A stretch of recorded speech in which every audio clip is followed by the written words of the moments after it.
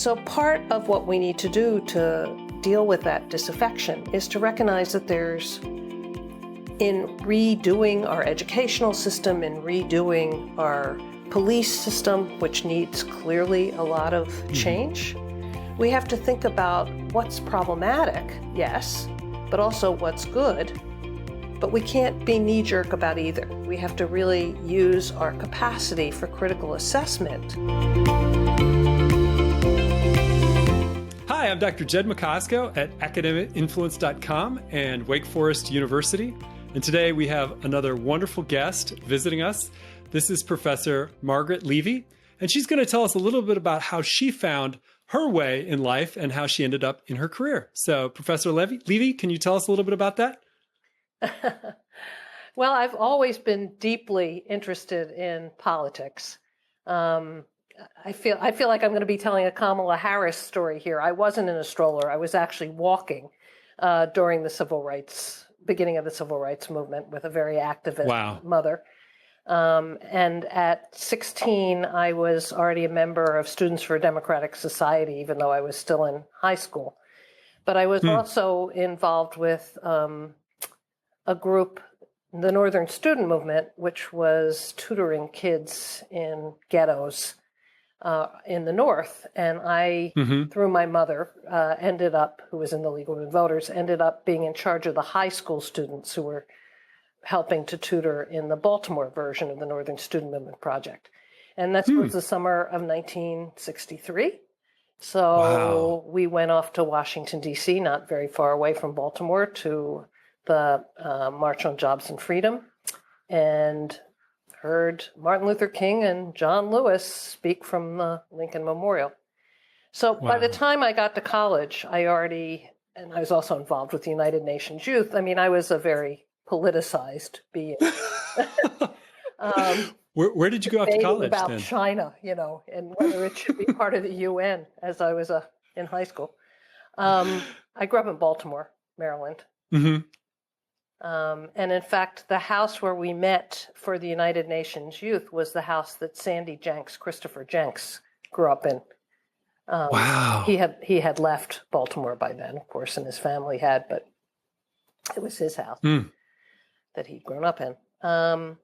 So by the time I got to college, I thought I wanted to be a psychologist because I really wanted to understand human behavior. And I went to a preliminary sort of meeting with a psychologist at Bryn Mawr College, where I went to college. And he started talking about rats and things like that. And I thought, I don't know if I really want to study rats. I think I want to. So I ended up back in political science, in political science. And I multiple times tried to leave it, but I always sort of floated back into political science. You kind of say it was in your blood from an early age and just stayed there. Well, the other thing that was in my blood was the study of history, which my father was a civil rights buff.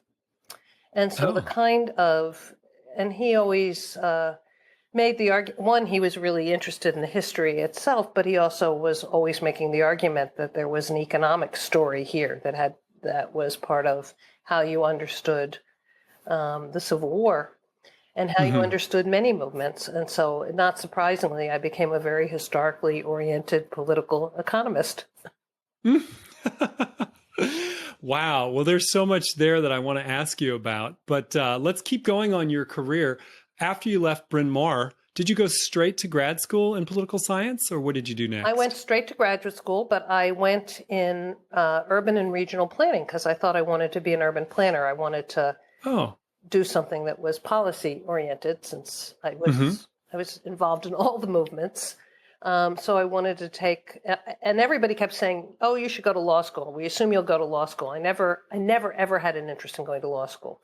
So the choices for me were really, do something that was policy oriented or become more of an academic.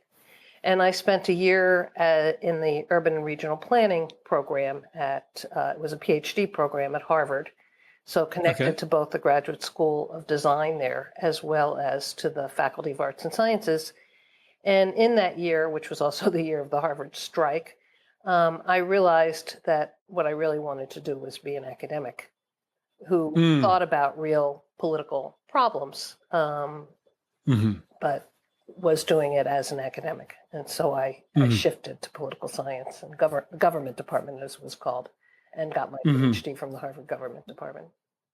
And was it hard to go to the other department? Did you have to apply all over again and start as a first-year student? Or? I didn't have to start as a first-year student because I had been taking a lot of political science classes as part of my urban and regional planning program. I did have to convince them that I wasn't trying to get into political science at Harvard through the back door. And when they looked at my record and seen that I'd gotten into major universities in political science, had been a Woodrow Wilson Fellow in political science, and I had done very well in the political science courses I'd taken, they agreed to let me in to transfer. Perfect. Oh, that's great. So then you're minted with your PhD. You're out there in the job market. What do? What's your next move?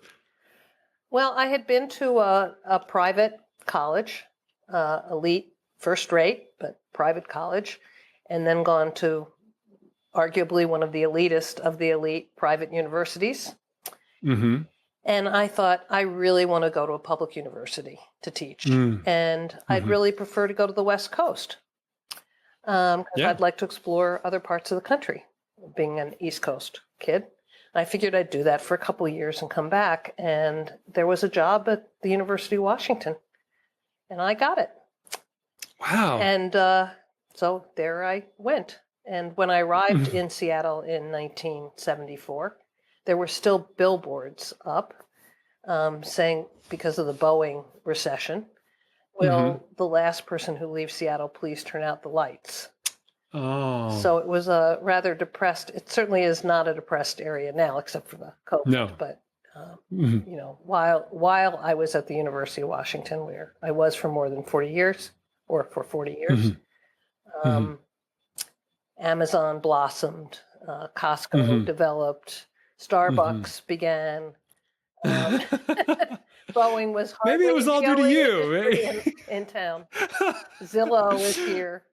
You know. Yeah, so much is there. Oh gosh, that's great. So for 40 years, you lived up in the Pacific Northwest. I still live. I am in the Pacific Northwest right now. So I now am at Stanford for my job, but I live in Seattle. Oh, well, that's really cool. So have you ever lived down at Stanford as part of your job, or did they always have you like telecommute this way? Oh, I haven't been telecommuting. I actually have a place down there that I stay at. Okay. And I'm very glad not to be there right now, given that the air is about the worst in the world right around Palo Alto right now. With the fires. We were just talking to Nancy Shepherd-Hughes yesterday, and we were wondering if she was going to be okay when the fires broke out, but she said she was fine. She's an anthropologist, actually, at UC Berkeley, so she was delightful.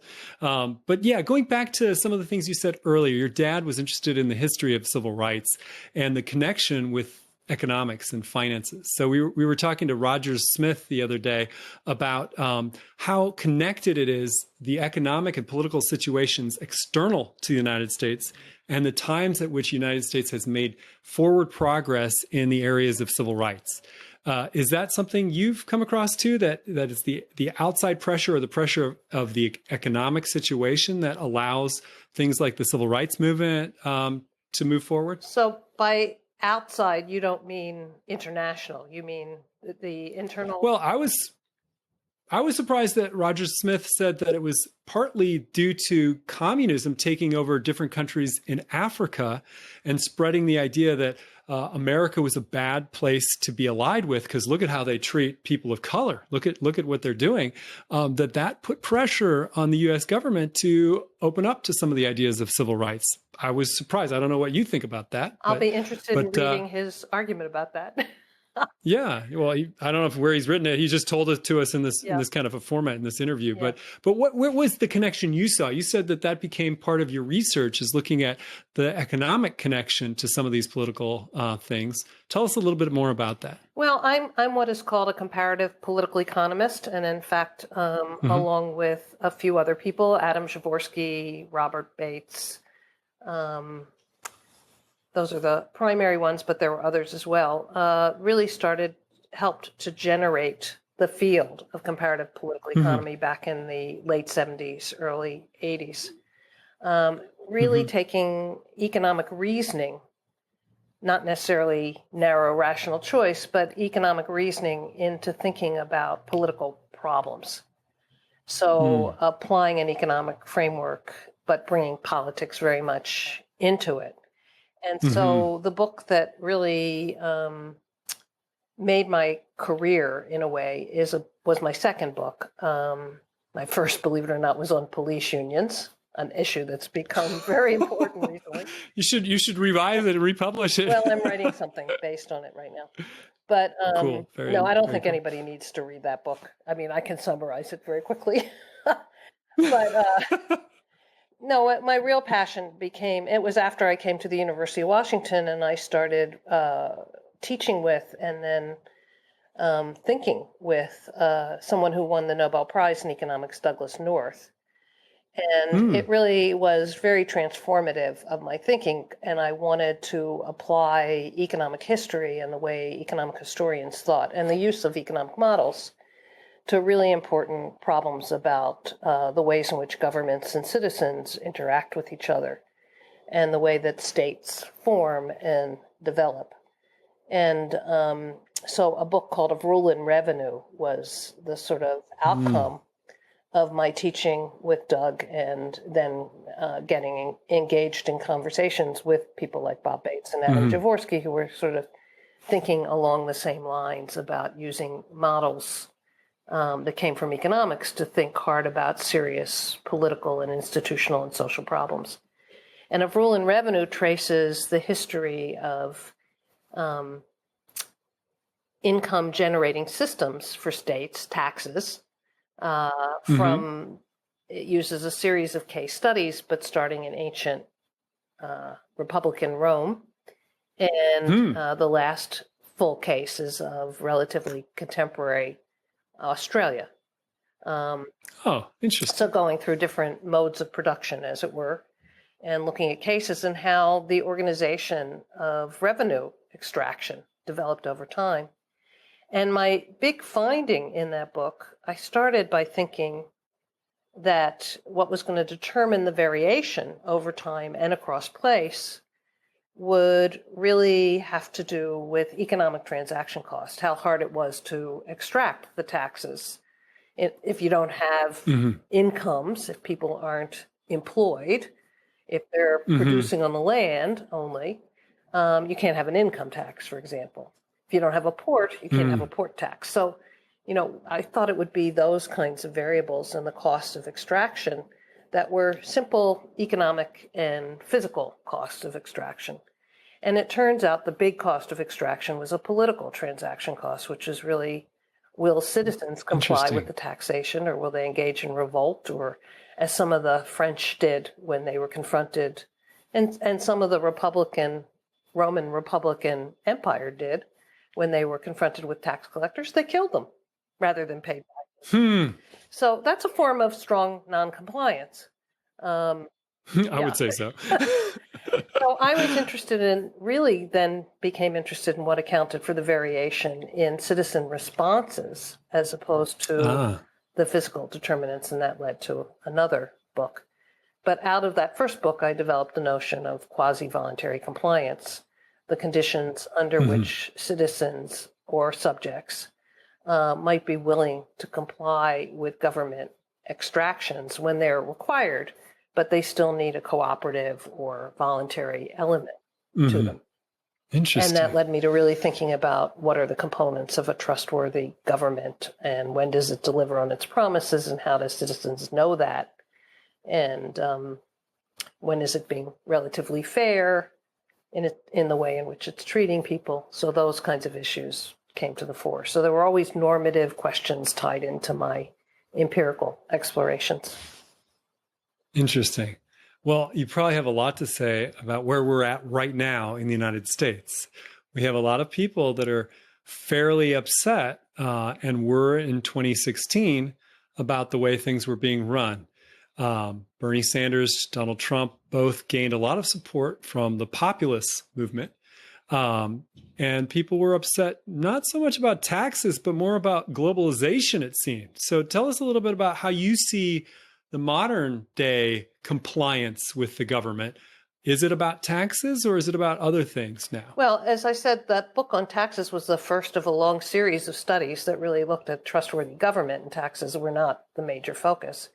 There are whole kinds of ways in which government succeeds or fails to deliver what its citizens or subjects expect of them, and the extent to which it does that in a way that meet the standards of fairness of the time and the place.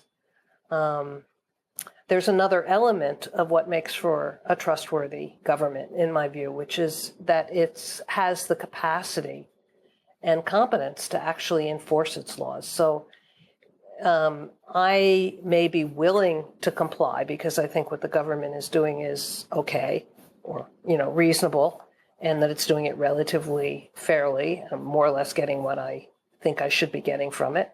But if I think it's letting other people get away with noncompliance, I'm less likely to comply myself.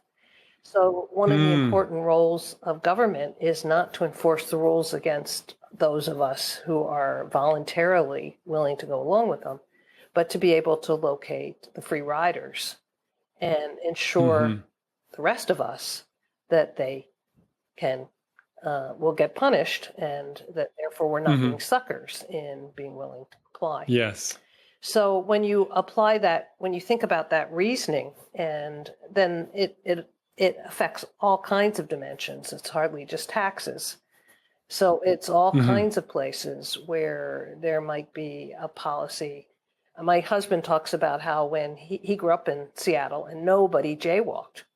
And now people jaywalk all the time. And for him, that's a sign of a real breakdown in social order and the relationship with government. That's a minor example, but you can imagine that there are all kinds of cases, taxation or military service being among them, but so many other things where if you see that people are not obeying the rules, or you see that the rules are being enforced for some people and not for others, or that the rules are being punitively enforced against certain people and not others, as the Black Lives Matter appropriately sees, that would undermine trust in government.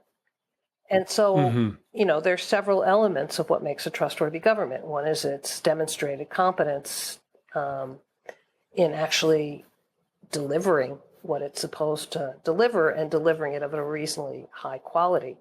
And one of the things we've seen happen in the last 4 years, whether you're a populist or not a populist, is that there's been a real decline, of which the post office is the most recent example, but a real decline in the quality of government delivery. And that seems to, for some people, that seems to suggest that government can't deliver, which is part of the purpose of some of the created decline. And for others, it says government should be delivering. Let's get a new government that can actually deliver and will provide the services at the level and quality, and to all of us who should be getting them. Interesting. So that what you were talking about was a fascinating response to the question about how did the populist movements take root that we saw in 2016. And in some ways, you were answering more like, well, what has happened since 2016? No, but it's also 2016, because there were lots of people who felt like they were no longer getting what they needed from government or from the society. And that's why they went with some of the populist leaders like Bernie Sanders, Donald Trump, because they wanted a change. They're like, we're not getting what we should be getting. Let's go with somebody new. Is that what you're saying? Okay, I get it. Okay. And then, so how does that bode for 2020? We're all waiting with bated breath for what's going to happen. How do you see it as a political scientist who sees things in this dimension of are people getting what they think they're getting? And most importantly, are other people getting things that they ought not to get and that are not fair? So how do you see that playing out in 2020? Well, the way it should play out, I don't know how it will play out. The way it should play out is that there should be a really strong reaction to in our case, the U.S. government, for its clear failure to deliver. Even, I mean, part of what was saving that government face until the COVID crisis was there was a really what seemed like a fairly healthy economy and relatively good employment and stuff. Of course, if you got sick, if you lost your job, the social insurance system is pretty poor in this country relative to many other advanced developed countries. So there were loads of people who were feeling that they were getting the short end of the stick even prior to COVID. But COVID has revealed, and the economic crisis that COVID has created has really revealed not only the shortcomings of what our government already had on the books to do, but the shortcoming of those who are staffing the government at the top. So, because they are not, Donald Trump just does not seem alert to, the science or the needs that are clearly out there for whether it be PPE or for certain kinds of economic protections and for healthcare that's more generous and available to and more accessible to many more. So what should happen is a reaction to that. What will happen is very hard to tell because there's another piece of this story from a social scientist's perspective, which has to be brought in there. So it's not just government doesn't deliver or the president, is considered incompetent. There's another piece to the story is what do people believe is going on? And those beliefs, for a long time we thought as social scientists, that beliefs were susceptible to information and to forms of rational persuasion and education. If people got more educated, if they got access to higher quality information, if they had the facts, that their beliefs would change about the way the world works. And I can give lots of instances where that is in fact the case. But we also see that there's a group of people, we don't know how many of them there are, but we know that they're a strong minority, and they may have a contagion effect, who seem to be impervious to information.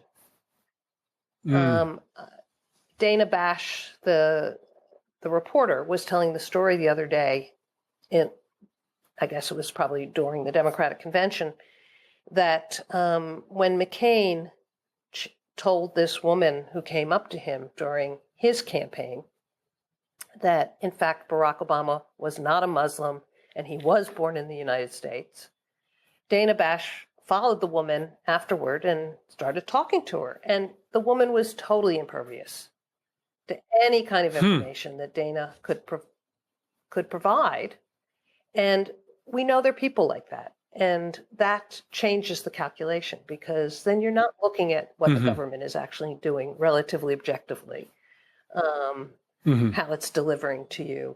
You've got a whole perspective that's covering that makes you see things a certain way. And so I think the next big frontier, and this is a long-winded answer to your question about why I can't give you the answer. Not only are we not very good at prediction, but I think there's something we haven't studied well enough that gets in the way of some of our predictions. Interesting. Fascinating. Well, that's an area of study that young people should take up the mantle and carry the torch further on that. Wonderful. I believe it was Don Green at Columbia that we were just interviewing who talked about populist movements and that basically if more people voted, then the populist movements would never carry the day. I got the impression that there is a group of people like the ones you're just describing, for whom information does not change their beliefs, that can be swayed by a populist leader on one side or on the other.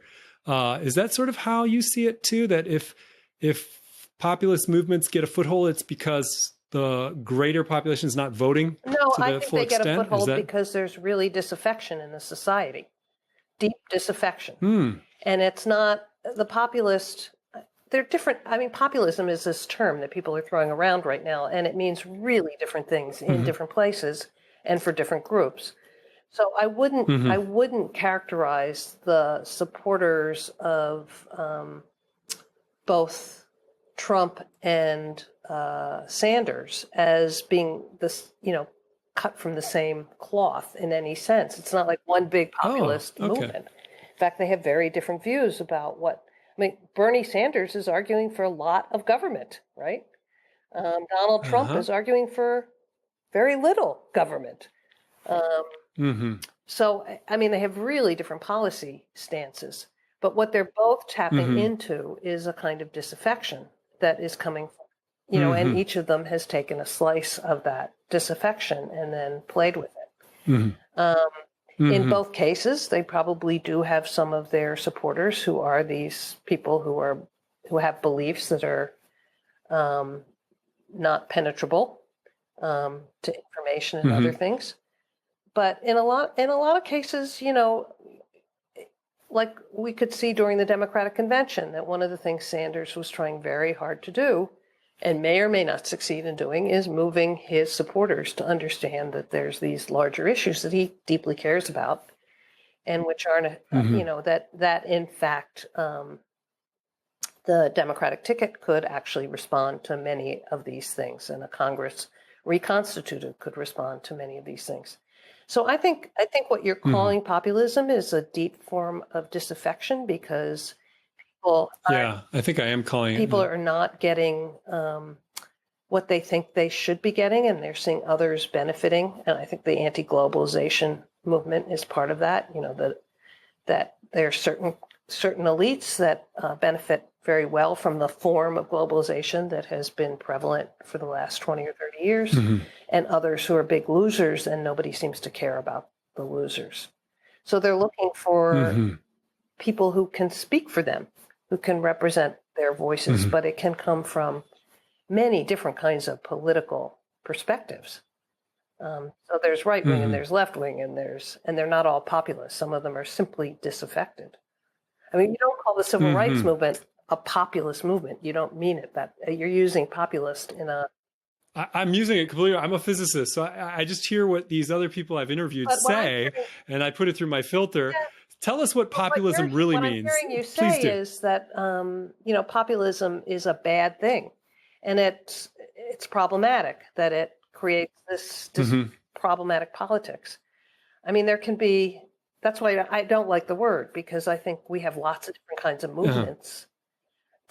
Some are engaged in good trouble, as John Lewis liked to say, and some are engaged in. I mean, some of the white nationalists, I would not call that good trouble.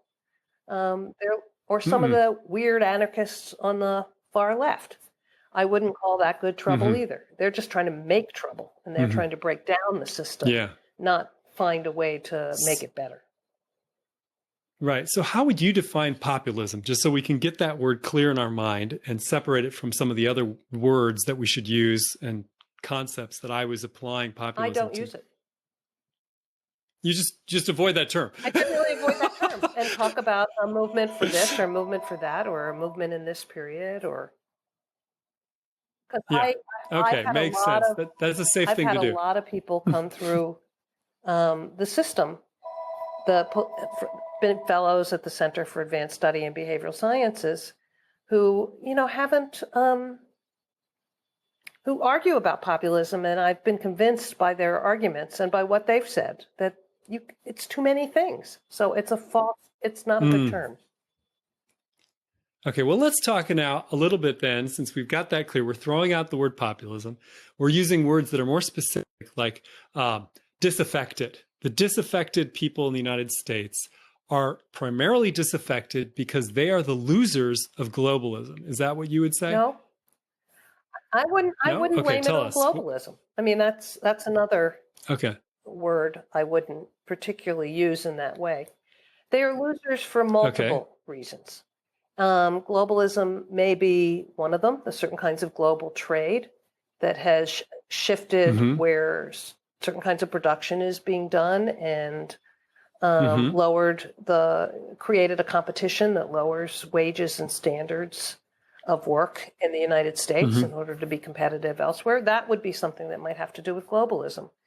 But if you read something like Arlie Hochschild's book, Strangers in Their Own Land, which is about the Louisiana Bayou, these are people who are working for companies, maybe they're global companies, but the problem is not that they're global. The problem is that they are destroying the environment in order to extract things that we want. So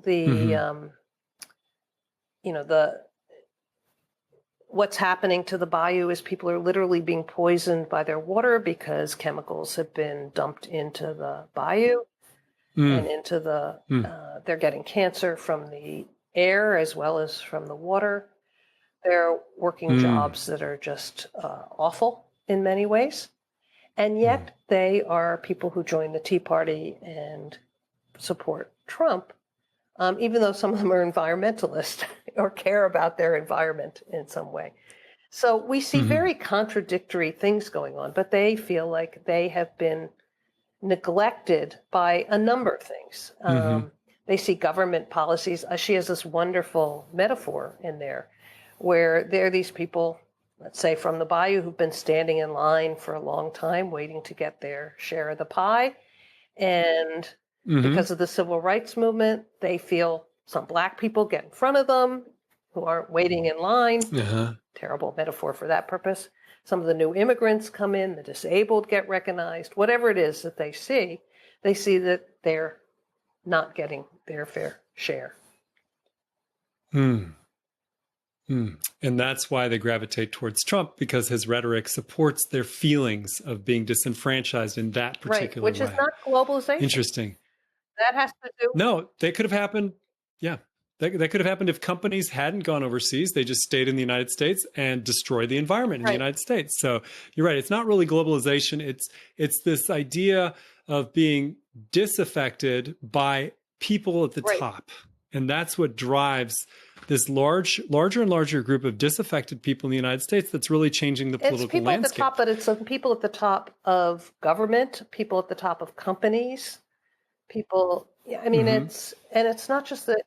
And it's the indifference that a lot of people feel to their plights, to their needs, to what's happening to them. So if you were in charge of the world, what would you do to help people in the United States, focusing just on our country, who are disaffected, who are feeling left out? What would you do? You've been a part of this since you were marching in the, in this, when you're 7 years old. So you've been a part of this for a long time. So tell us what you would do to help people of all different kinds of disaffectedness, people being disaffected in all different ways in the United States. What can we do? I'm going to digress a minute again to get back to where Go for it. I can answer that question. So one of the things that I'm doing at the Center for Advanced Study in Behavioral Sciences that I direct is we now have multiple year projects or programs. And the one that I'm helping to run is called Generating a New Moral, Political, Economic Framework, a mouthful.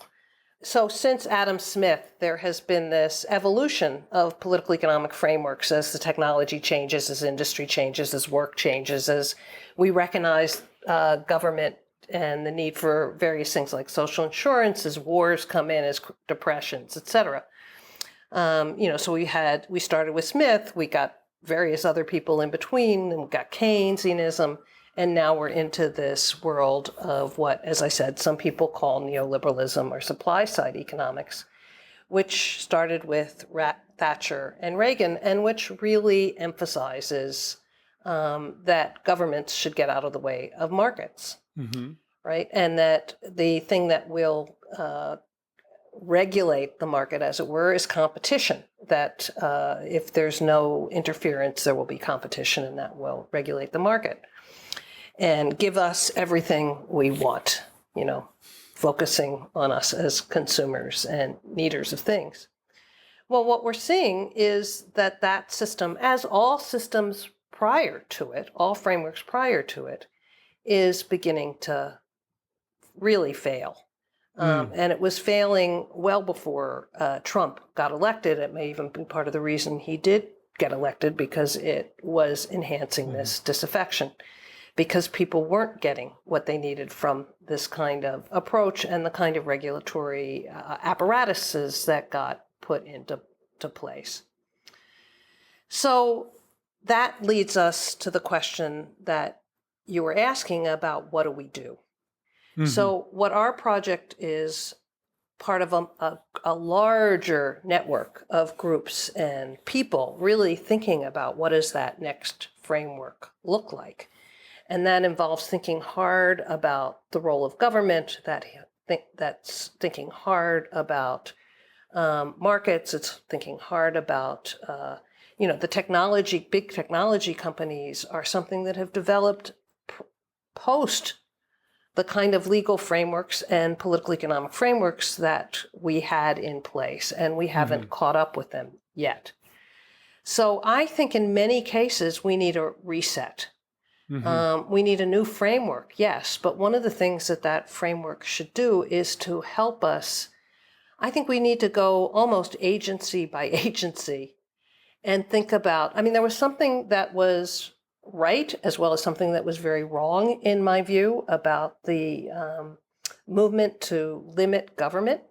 What was wrong about it is that we absolutely are dependent on government for so many things. We can't have any of the public goods and public works that we have a right to demand from a rich society like our own without government being part of that process. We can't have social insurance without that. But that doesn't mean the government always does things well. So there is waste. I'm not sure there's a lot of corruption, though there may be now, but there wasn't. The IRS, we may not like the IRS, but we don't worry that the agents are taking the money out of our pockets and putting it into theirs, right? That was a big concern in the 19th century. It's not a big concern, not the IRS because it didn't exist, but the taxers and others the police were taking bribes, right? Yeah. So corruption is a problem of government always to be watched for, but wastefulness is a different kind of problem. Anybody who's been involved in a construction project has to be going crazy because there are too many regulators who are contradicting each other and doing all kinds of things. So part of what we need to do to deal with that disaffection is to recognize that in redoing our educational system, in redoing our police system, which needs clearly a lot of change, we have to think about what's problematic, yes, but also what's good. But we can't be knee-jerk about either. We have to really use our capacity for critical assessment to think about what the goals of these agencies are, who they're supposed to serve, how do we ensure that they serve those people, and then rethink them a bit and do some serious reform effort. And I think that's what we have to do. And I hope we come up with a larger framework than that. But we can certainly start right now by going agency by agency, whatever order we want to take them. And police is clearly going to be high on everybody's agenda in the United States right now. But to rethink them in constructive ways.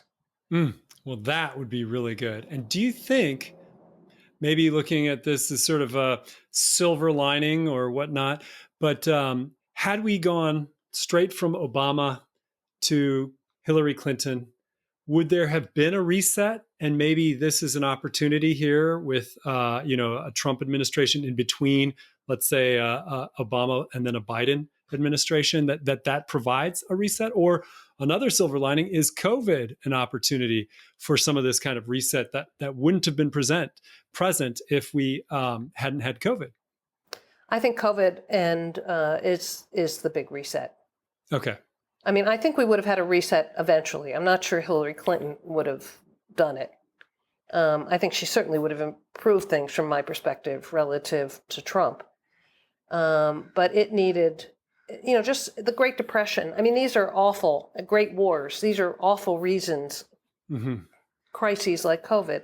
These are awful reasons for a reset, but they do make us really aware of where our system is failing us in a way that a government just operating slightly differently this way, slightly differently that way, even a lot differently this way, doesn't make us as alert to. Right now, people are starving. People are out of work. People are sick. People who are taking care of the sick are in danger. People who are, I mean, we suddenly calling people essential workers who we treated like dirt. We've ignored farmers. We've ignored grocery clerks. We've acted like our food supply is automatic, let alone our healthcare system or our education system. So, suddenly the delivery people, are essential workers. And we're becoming very aware, which is very momentary. So we have to take advantage of this moment if we want any real change. This is an alertness we have of the, instant moment, that they are underpaid and underserved, and they're doing really important work for us all right now. So we, those of us who care about changing the world for the better, have to really take advantage of this moment and turn it into practices and policies that can be institutionalized and survive the particular awareness that comes with a crisis. Wow. Well, that is a fascinating way to end this interview, because what you were saying right at the end does remind me a lot of what Roger Smith said in his interview about how big, momentous crisis can change things for the better. So that's kind of an uplifting thought, as we look towards the 2020 election. Not that I'd ask for a crisis. No, nobody wants it. But as you said, if we could take advantage of the awareness that we have, thanks to COVID, we might be able to make that reset happen in the way that you suggested. So thank you so much, Margaret, for your time, Professor Levi. It was just a true pleasure to have you on our little show. Well, you're welcome, and thank you. It's really been fun to talk to you.